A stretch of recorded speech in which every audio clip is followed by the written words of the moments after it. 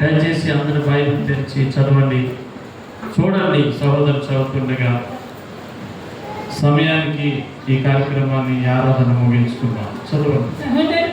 సహోదరులారా, మాసిదోనియా సంఘమునకు అనుగ్రహింపబడి దేవుని కృపను గురించి మీకు తెలియజేయుచున్నాము. ఏలయనగా బహు శ్రమల వలన పరీక్షించబడగా అత్యధికముగా సంతోషించింది. మరియు నిరుపేదలైనను వారి దాతృత్వము బహుగా విస్తరించెను. ఈ కృప విషయంలో పరిశుద్ధుల కొరకైన పరిచర్యలు పాలు పొందిన విషయంలో మనస్పూర్వకంగా మమ్మల్ని వేడుకొనొచ్చు. వారు తమ సామర్థ్యము కలిగినదే కాక సామర్థ్యము కంటే ఎక్కువగా తమంతట తామే వారు ఇచ్చిరని నీకు సాక్ష్యం ఇచ్చుచున్నా. దేవుని మాటలు స్థిరపరచును గాక. మనందరి జీవితాలు స్థిరపరచబడును గాక. ప్రతి సంఘమందు స్థిరపరచబడును గాక. దేవుని కృప కలుగును గాక. మీరు నన్ను చూచును గాక, నా వైపే చూచును గాక, మాటలు గమనించును గాక. అపోస్తలుడైన పౌలు గారు కొరింథీ సంఘానికి మాటలు రాస్తున్నారు.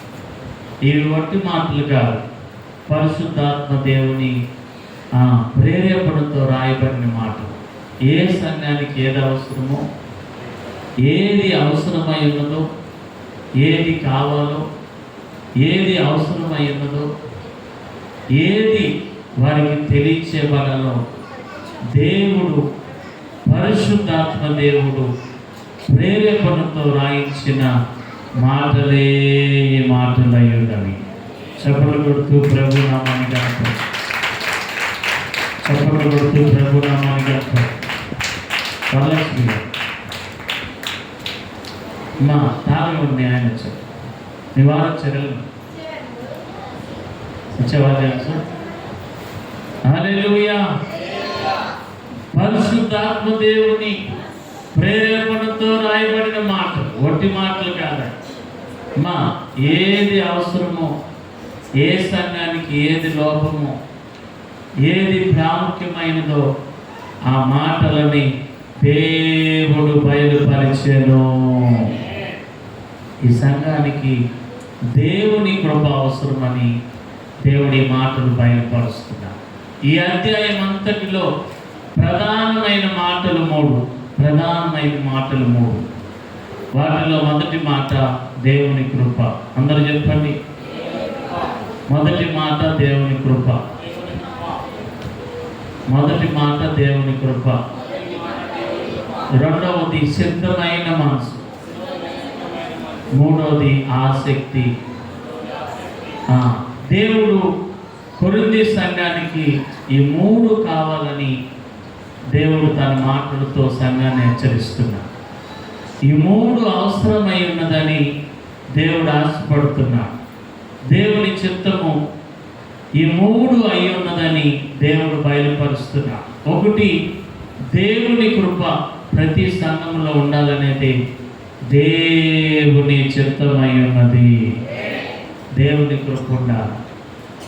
మాసిదోనియా పట్టణంలోని సంఘములకు ఉన్న కృప ప్రతి సంఘమందు ఉండాలనేది దేవుని చిత్తమయం. దేవుని కృప ప్రతి సంఘమందు నిలవాలనేది దేవుని ఆశ, దేవుని సంకల్పం, దేవుని చిత్తమయం. దేవుని కృప ఉండాలి. ఉందా దేవుని కృప? దేవుని కృప మనతో ఉందా? మనలో ఉందా? మన సంఘంలో ఉందా? లేదు? అందరికీ ఉంటుంది దేవుని కృప లేకపోతే ఏం లేదు. మాసిదోనియా సంఘములో ఉన్న కృప ఉండాలి. కృప చేతనే మనం రక్షించబడ్డాం. కృప వలనే విమోచించబడ్డాం. కృప వలనే దేవుడు సంఘమందు స్థిరపరిచాడు. కానీ దీనికి మించిన మరొక కృప ఏమనగా మాసిదోనియా సంఘములోని కృప. దేవుడు ఆ కృపను దయచేయునుగాక. మాసిదోనియా సంఘంలో ఉన్న కృప దేవుడు దయచేయునుగా. ఉందా ఆ కృప? ఉందా చెప్పండి. ఆ కృప ఉందా మనలో? పక్కన వాళ్ళు అడగండి, ఉందా కృప? పక్కన వాళ్ళు అడగండి, ఉందా కృప? ఉందా? ఏమున్నాయి? గొడవలు ఉన్నాయా? గొడవలు ఉన్నాయి. ఎవరో గొడవలు అన్నదా?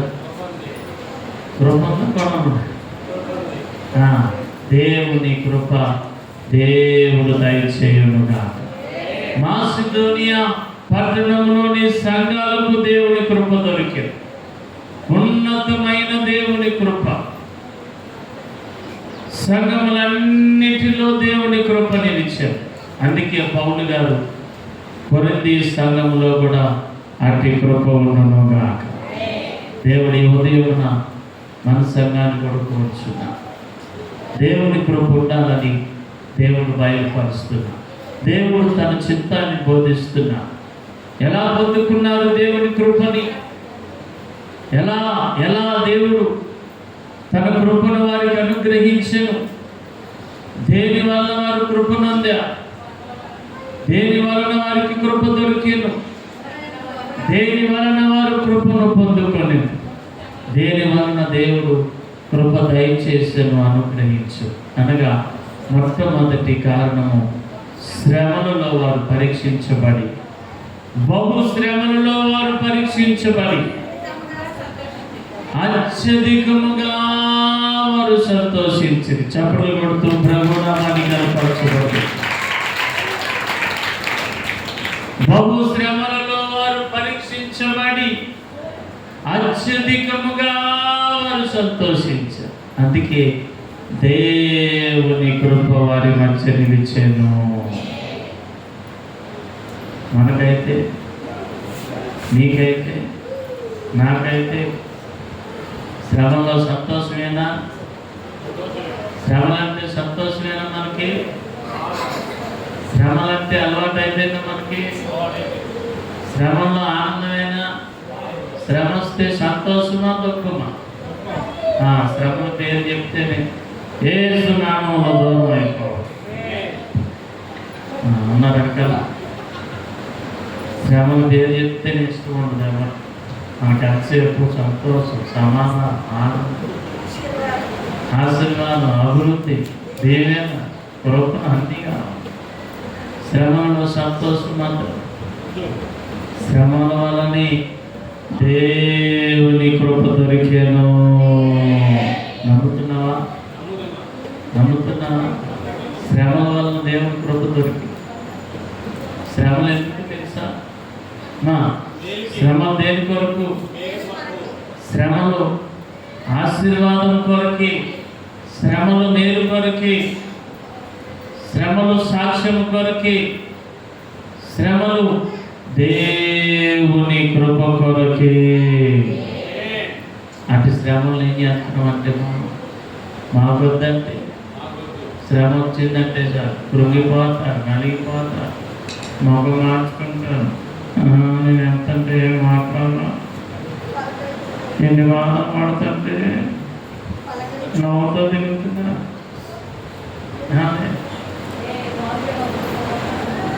ఆ బాధ కాకుండా నీ బాధ నువ్వు పడాలని దేవుడు చెప్తుంది. ప్రార్థన చేసుకోవడమే ఇది. ఏమండి, శ్రమలో కృంగిపోతాం, బాధపడతాం, కలవలు పడతాం, వేదన పడతాం. కానీ మాసిదోనియా సంఘములు బహుగా దేవునిలో సంతోషించింది. బహు శ్రమల యందు పరీక్షించబడి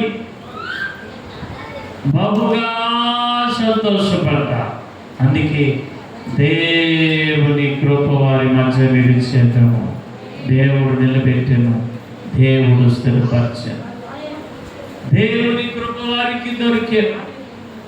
కారణం శ్రమల యందు పరీక్షించబడి సంతోషించారు. మనకంటే శ్రమ పేరు చెప్తేనే బాధపడతాం. ఏమండి, 1 పేతురు పత్రిక 4:1 తీయకుండా చెప్పిన వాళ్ళకి 100 రూపాయలు స్పాట్లో ఇస్తాం. నేను తీయలేదని 100 రూపాయలు పెట్టా, నాకు తెలుసుగా.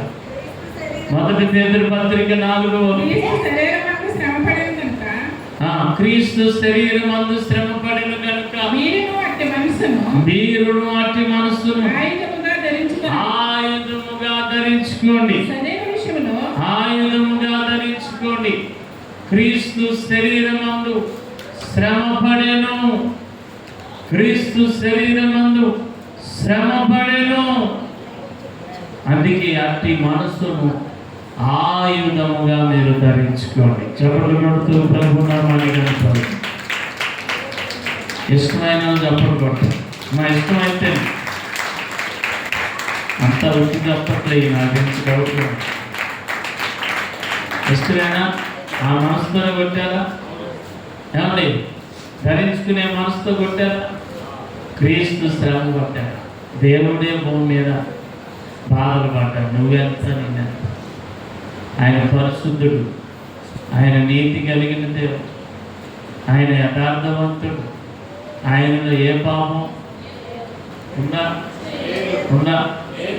నాలో పాపం ఉన్నదని ఎవరైనా నిరూపించగలరా? నిరూపించారు ఎవరైనా? నిరూపించరా? నిరూపణ అవ్వాల. ఆయన లోపం లేదు, పాపం లేదు. వెంటనే పిలాతు అంటాడు, వెంటనే చేతులు కడుక్కున్నా, ఈ నీతిమంతుని రక్తమును, ఈ నీతిమంతుని రక్తముకు నేను అపరాధిని. నీలో పాపము, నాలో పాపము ఉందని ఎవరైనా నిరూపించగలరా? నీవు నేను అలా చెప్తే అంత బాగుంటుంది. చెప్పగలవా? నీ పక్కన వాళ్ళకి చెప్తారా? చెప్పగలవా? ఏమండి, నాలో పాపం ఉందని, తప్పు ఉందని నిరూపించగలరా అని అడగండి. ఒకరోజైనా ఉంటుందా మనకి? ఒకరోజైనా ఉంటుందా? ఒక వారం అన్నా పరిశుద్ధుడు, నీతిమంతుడు, యథార్థవంతుడు, ఏ పాపం లేదు. అయినా సరే ఆయన శ్రమనుందేను. శ్రమే మంచిదే. శ్రమలే మేలు, శ్రమలే మేలు, శ్రమలే దీవెన, శ్రమలే ఆశీర్వాదం. దేవుని కృప యందు నిలుచునుగాక. సంతోషంగా ఉండండి. బాధలు లేని ఇల్లున్నాయో చెప్పండి. సమస్య లేని ఇల్లుందా? ఈ ఆరాధన అయినాక అన్నం తిని వెళ్ళి ఏం బాగా తెచ్చుకున్నారో తెలియదు, కానీ అన్నం తిని మొదలు తిని అలా 4 ఇళ్ళు తిరగండి. ఏ ఏరియా నుంచి వచ్చారో మీరు ఆ ఏరియా తిరగండి, 4 ఇళ్ళు. మీ ఇంట్లో ఏ బాధన ఉందా లేదా అనండి. మిమ్మల్ని లోపల తీసుకెళ్ళి వదిలితే వద్దు. సాయంత్రం దానికి కూడా వదలరు. నాది ఎన్ని బాధలు చెప్తారు. బాధ లేని మనిషి ఎక్కడ ఉన్నాడండి? బాధ లేని మనిషి లేడు. ప్రతి ఒక్కరికి సహజం బాధలు, శ్రమలు సహజం. కానీ క్రైస్తవుడైతే శ్రమలలో కూడా సంతోషముగా నిలుచును. శ్రమ యందు ఆనందించును, శ్రమ యందు ఆనందించును. అదే దేవుని సంఘం, అదే నిజమైన భక్తి, అదే దేవుని కృపనిచ్చును. ఆ కృప మన జీవితాలకు దేవుడు అనుగ్రహించుగా. దేవుడు అనుగ్రహించుగా. మనమే కృంగిపోతాం, మనమే దేవుడు చెప్తాం, మనమే బాధపడిపోతాం, మనమే దేవుని దూషిస్తాం. ఏమండి, నాకు తెలిసిన ఆయన ఒక ఆయన ఉన్నాడు. నాకు తెలిసిన ఆయన ఒక ఆయన ఏమైందో తెలుసా? ఉన్నట్టుండి బాగా కష్టపడేవాడు. ఏమైందో తెలియదు. ఉన్నట్టుండి బ్రెయిన్లో స్ట్రోక్ వచ్చింది. బ్రెయిన్లో స్ట్రోక్ వస్తే అప్పటికప్పుడు హాస్పిటల్ తీసుకెళ్ళారు. హాస్పిటల్ తీసుకెళ్తే 7 లక్షల రూపాయలు. 7 లక్షల రూపాయలు. మళ్ళీ ఇప్పుడు కూడా మందులు వాడుతూనే ఉన్నాం. ఇంకా కాలు సరిగ్గా రాలా, చేయి సరిగ్గా రాలా. అయినా సరే రిక్షా బండి తప్పుకుంటూ కష్టపడుతూ వ్యాపారం చేస్తున్నాడు. ఆ మందుల వల్ల ఒక 50% క్యూర్ అయిందంతే. అయినా చక్కగా పనిచేస్తున్నాడు. ఏమన్నా ఎలా ఉన్నారంటే ఇలా జరిగిందని అన్నాడు. ఓకే, ఏదేమైనా ఈ రోజున నేను అమ్మ దయ వల్ల ఇలా ఉన్నాను అన్నాడు. ఎవరి దయ వల్ల? ఏమ్మా ఏమ్మా చూసారండి, అమ్మ దయ వల్ల నేను ఎలా ఉన్నాను అంటున్నాను. మనమైతే చెప్పగలమా? మనమైతే దేవుణ్ణి తిట్టి ప్రార్థన చేసి నన్ను తిట్టి పెద్దగారిని తిట్టి అమ్మగారిని తిట్టి ఏం ప్రార్థన? అయ్యగారిలో పవర్ లేదు, అయ్యగారిలో శక్తి లేదు, అయ్యగారిలో బలం లేదు, ఆత్మ లేదు, అయ్యగారిలో తుస్సున్నాయి. ఇది చెప్తావు నువ్వు మాత్రం తిరిగమ్మా ప్రార్థన చేయకుండా. అయ్యగారు తిరిగినామని వచ్చారు, దేవుడి మీద నిందేసి, అయ్యగారి మీద నిందేసి, అమ్మగారి మీద వేసి ఎన్ని కోటాలు పెట్టినా ఎందుకు అమ్మట్లేదు. నువ్వు మాత్రం చక్కగా దిగుతావు. దేవుడికి భయపడ మాకు, దేవుడికి ప్రార్థన చేయమాకు, దేవుడిని అడగ మాకు. దేవుడి యొక్క భక్తి లేదు. ఆయనకు అంత పెద్ద తగిలినా ఎవరిదయ్యా? ఏ దేవుడు? అంత తల్లిదయ్యా. ఆ తల్లి ఆశీస్సుతో ఇలా ఉన్నా, ఇలా బతుకుతున్నా కాయలు అనుకుంటా. నువ్వు చెప్తావు అంతగా చర్చికి వచ్చి నేను అయిపోయాను అంటావు. ఏమన్నా దేవుని పిల్లలు గమనించావు, నీ విశ్వాసమే నిన్ను బాగు చేయను గాక, నీ విశ్వాసమే నిన్ను రక్షించును గాక, నిన్ను కాపాడును గాక. దేవుడి మీద నిందనేస్తాం, భాస్కర్ మీద నేస్తాం. అయ్యగారు పవర్ లేదంటే ఒకప్పుడు ఉంది, ఇప్పుడు ఏమైనా మరి నీకు నువ్వు ఒకప్పుడులో ఉన్నావా? భక్తి అన్నాక అప్పుడులో ఉన్నాయి. అందుకే దేవుడు చెప్పాడు, ఆత్మను ఆత్మను ఆత్మను ఆర్పకుడి. నిన్ను నువ్వు బలపరుచుకుంటే నీ దేవుడు కృప చూపును. అయ్యగారు తిట్టి అమ్మగారు తిట్టి దేవుడిని తిట్టి అలాగే నువ్వు శ్రమలలోనూ నిలబడాలి, శ్రమలలోనూ సంతోషించాలి. యేసన్న గారు ప్రార్థన చేయడానికి, యేసన్న గారి దగ్గర ప్రార్థన చేయడానికి 10వ తరగతి పిల్లలు 30 మంది వచ్చారు. 10వ తరగతి పిల్లలు అయ్యారు ప్రార్థన చేయండి, మా పిల్లలు బాగా చదువుకున్నారు, 10వ తరగతి ఎగ్జామ్స్ సిద్ధమయ్యారు, ప్రార్థన చేయండి అయ్యారు. పెన్నుకి ప్రార్థన చేయండి. దేనికి? పెన్నుకి. ఇంకోటి అత్తకి ప్రార్థన చేయాలి. దేవా పెన్నులో మీరు ఉండండి, పెన్ను ఆగక రాసేయాలి, నీ నామములో రాయబడునుగా. అతను దీవించండి, ఇంకా రాబోతున్న సారును దీవించండి. ఎదరవాళ్ళని దీవించండి, వెనక వాళ్ళని దీవించండి. వాళ్ళు కూడా అప్పుడప్పుడు చూపించాలి దేవుడు. అన్ని ప్రార్థన చేయాలి.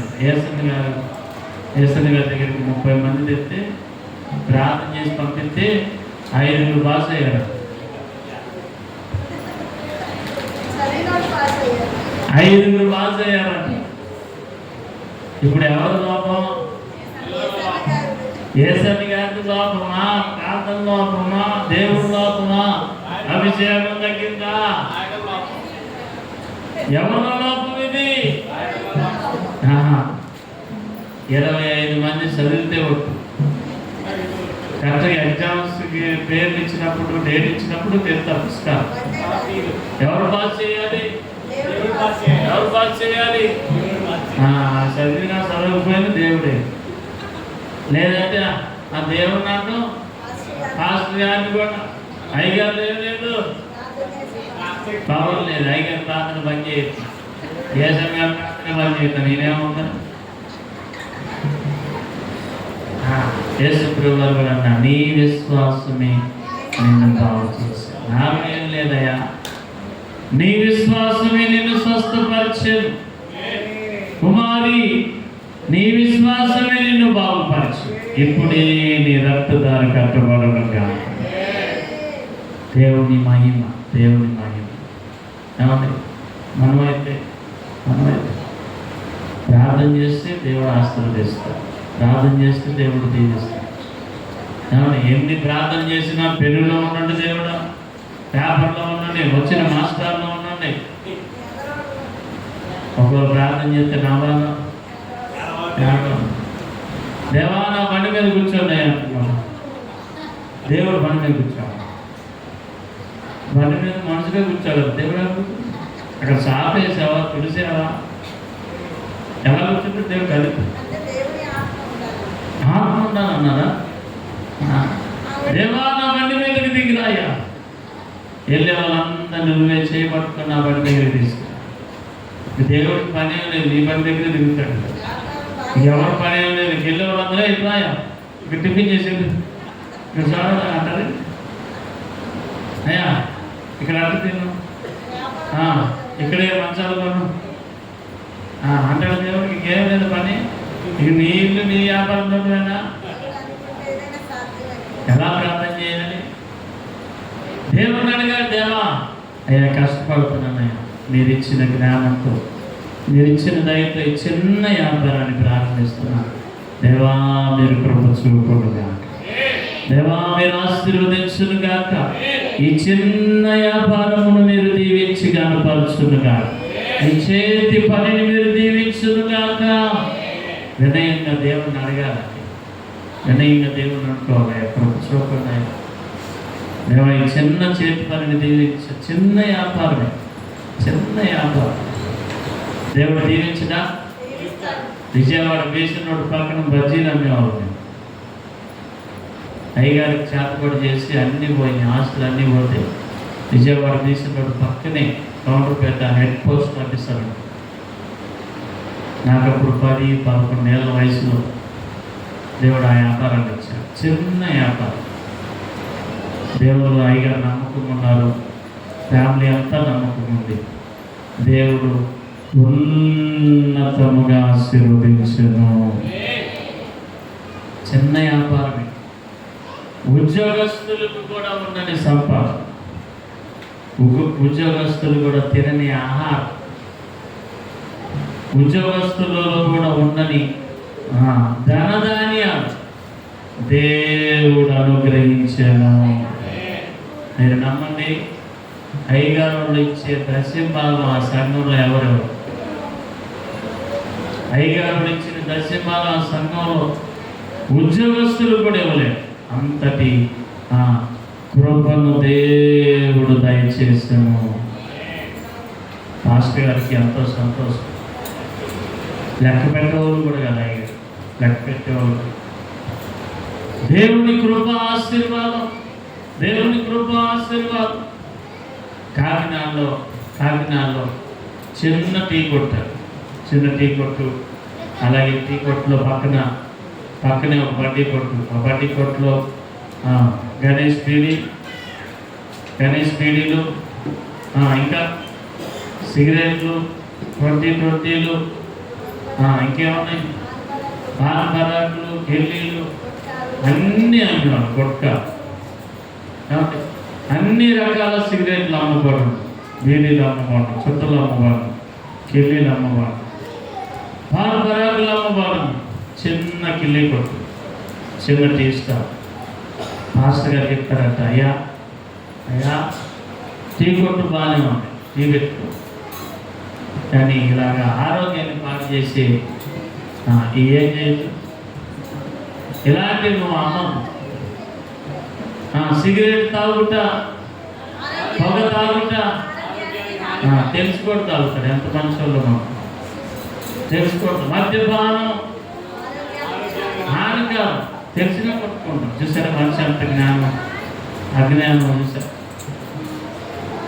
ఆయన చెప్తారు సిగరెట్, పొగాకు క్యాన్సర్కి అన్నీ తెలుసు మీకు.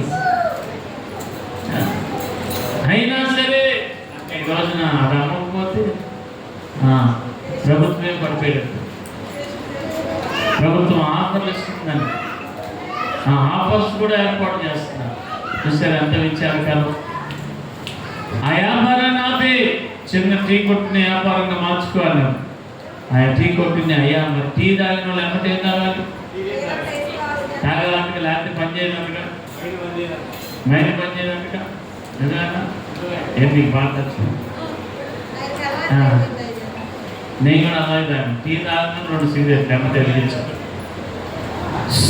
లాగితే కానీ అప్పుడు పుస్తకాలు మనిషి పాములాగా కదులుతాడు. ఇవన్నీ లోక సంబంధమైన క్రియలు. వెంటనే ఆయన టీ కొట్టు పెట్టుకో, ఈ మాత్రం పెట్టద్దాన్ని పాస్టర్ గారు చెప్పారు, ప్రేమించా అమ్మకూడదు నాన్న, కష్టపడి చేసుకోండి. రాయా బాగా రెడీ అయ్యచ్చు. దేవుడికి మహిమ కలుగును కాదు. టీ కొట్టు పెట్టుకో, కిల్లీలు, పాన్ పరాకులు, సిగరెట్లు, బీడీలు, చుట్టలు ఏం చేయదు అమ్మ. అలాగే టీ తాగిన వాళ్ళు ఏమంటారు? సిగరెట్ కావాలంటారయ్యా, లేకపోతే బేరన్నాను. ఎక్కడ టీ అమ్ముతాడు, ఎక్కడ సిగరెట్ అమ్ముతాడు, అక్కడికి వెళ్ళిపోతాడు ఆయన. పాస్టర్ చెప్పారు, అయినా పర్వాలేదు, నీ దేవుడు నీ కష్టాన్ని దీవించుకుని కాదు. నిజంగానే నమ్మాడండి. టీ వ్యాపారం మొదలుపెట్టారు. తర్వాత చిన్న టిఫిన్ వ్యాపారం మొదలుపెట్టారు. అలా నమ్మకంగా, టేస్ట్గా, నాణ్యతమైన టిఫిన్ ఇచ్చాడు, నాణ్యమైన టీ ఇచ్చాడు. ఈరోజు నా టీ వ్యాపారంతో, ఆ టిఫిన్ వ్యాపారంతో ఈ రోజున వారి స్థితి ఎలా ఉందంటే, వారు నివసించే ఇల్లు ₹1 కోటి ఖరీదు. కొంతమంది చేతులు దాచుకుంటారు. బలం అనంతరం కలిసి చేద్దామా దయచేసి. ₹1 కోటి ఖరీదంటే ఈరోజు వారి నివాసం ఉండే ఇల్లు ₹1 కోటి. నమ్ముతారు మీరు? నీ దేవుడు నిన్ను ఆశీర్వదించును గాక, నీ కష్టాన్ని దేవుడు దీవించును గాక, నీ చిన్న పరిస్థితులను దేవుడు లేవనెత్తును గాక, నీ దేవుని కృపను చూచును గాక. నమ్ముతావా? నేను కూడా సాక్షి. ₹1 దేవుని కృపలో ఏ వ్యాపారం చేయాలి? తప్పిపోయిన కుమారుడు ఆశ తీసుకుని ఏ వ్యాపారం చేశాడనగా దుర్వ్యాపారం చేశాను. ఏ వ్యాపారం? ఎన్నో వ్యాపారం.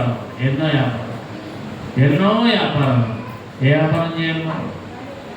మంచి వ్యాపారం నువ్వు చేయనుగా. ఒకసారి 7 వారాల కూటమి పెట్టావు రాజీనగర్.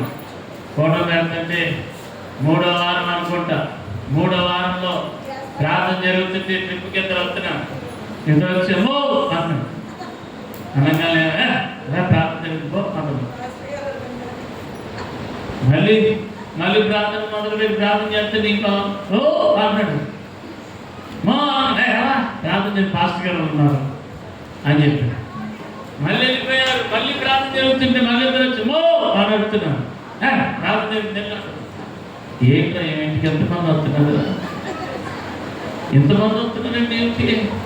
ఇంతమంది చుట్టాలు ఉన్నారు. ఎవరు వీళ్ళందరూ? ఎవరైనా ఎంక్వైరీ చేస్తే వాళ్ళందరూ కస్టమర్లు అంట. ఏ కస్టమర్లు తెలుసా? ఆ ఇంట్లో మందు చేస్తారన్నట. ఎనీ టైం ఏటీఎం అంట. ఏటీఎం అంటే ఎనీ టైం మందు అంట. బయట కొంటే దూరంగా వెళ్ళి కొనుక్కుంటే ₹50. నేను ₹20 వేసి ₹70 ఇచ్చాను. ఎన్ని వారాల ప్రార్థన? ప్రార్థనే వ్యాపారమే. మనోళ్ళు కూడా భలే ఉంటారుగా. అదే అయ్యారు. ఇది చెప్పండి. అదే ఇది గుమ్మడికాయ ఏదది అదే ఇది ప్రార్థన వ్యాపారం ఉందా? వ్యాపారం అమ్మా భారతమ్మ గారు వ్యాపారం ఏ వ్యాపారం చేయాలి? బ్రాంతి వ్యాపారం. అదే దేవుడు ప్రార్థన అంటారు. దేవుడు దీవిస్తాడా? ఆరోగ్యానికి హానికరమైన వ్యాపారం చేస్తారు. దేవుడు ఎలా ఆశీర్వదించును? నీ దేవుని కృపలో నమ్మకంగా నిలుచును కాక. దేవుడు నిన్ను స్థిరపరచును గాక, కృప చూపును గాక. బహు శ్రమల యందు వారు సంతోషించారు, శ్రమల యందు సంతోషించారు. అందుకే దేవుని కృప దొరికెను, కృప దొరికెను, కృప దొరికెను. శ్రమలు ఎప్పుడు కూడా మేలు కొరకు. శ్రమ లేని జీవితము లేనే లేదా. ఒక మనుషుడు సముద్రం ఎదుటిగా నుంచొని అలా చూస్తున్నాడంట, అలా చూస్తున్నాడు. పక్కనే ఉన్న వాళ్ళకి అనుమానం వచ్చింది, ఏంటి ఎంతసేపు చూస్తున్నాడైనా, ఏం కనపడుతుంది సముద్రంలో? ఈయనకి మనిషి కదలట్లా మెదలట్లా, అలాగే చూస్తున్నాడంట సముద్రం అంట. ఎంతసేపు చూసినా అలాగే చూస్తున్నాడు. పక్కన వాళ్ళకి అనుమానం వచ్చి, ఎందుకయ్యా అక్కడ చూస్తున్నాం, ఏం కనపడుతుంది అక్కడ? ఏం లేదండి, అలలు వస్తున్నాయి కదా, అలలు ఆగిపోతే నేను ఈత నేర్చుకున్నాను చూస్తున్నాను. సముద్రంలో అలలు ఆగిపోతే ఈత నేర్చుకుందామని చూస్తున్నాడు. అవి ఎప్పుడు ఆగుతాయి అని కట్టెడుతున్నా అన్నాడు. అవుతాయా? అవుతాయా? అలలతో పాటే నీవు ఈత నేర్చుకోవాలను. అలలతో పాటే ఈత రావు. శ్రమలతో పాటే నువ్వు ఆశీర్వాదం పొందాలి. శ్రమను జయించి నువ్వు ఆశీర్వాదం పొందాలి. దేవుని కృప నీకు దొరుకునుగా. కష్టాలు బాధలు సహజం. అలలు లేకుండా జీవితం లేదు, అలలు లేకుండా జీవితం లేదు. యోగ గ్రంథం ప్రకారం నీ జీవితం యుద్ధరంగం అన్నాడు. యుద్ధము అంటే ఎప్పుడు పోరాటాలు, ఎప్పుడు పోరాటాలు. పోరాటం లేని మనిషి లేనే లేదు. దేవుని పిల్లలైతే సంతోషించి దేవుని కృపనందునుగా. శ్రమల యందు సంతోషిద్దాం, దేవుని కృపను పొందుకున్నాం. అటు కృప దేవుడిచ్చి మనందరి జీవితాలను ఆశీర్వదించి దేవుడు గనపరచునుగాక. పాపపరచుగా కానుకలు సమర్పించుకుందాం. పాపపరచుగా కానుకలు సమర్పిద్దాం. అనంతరం కేక్ కార్యక్రమం ఉంది. ప్రియాంక పుట్టిన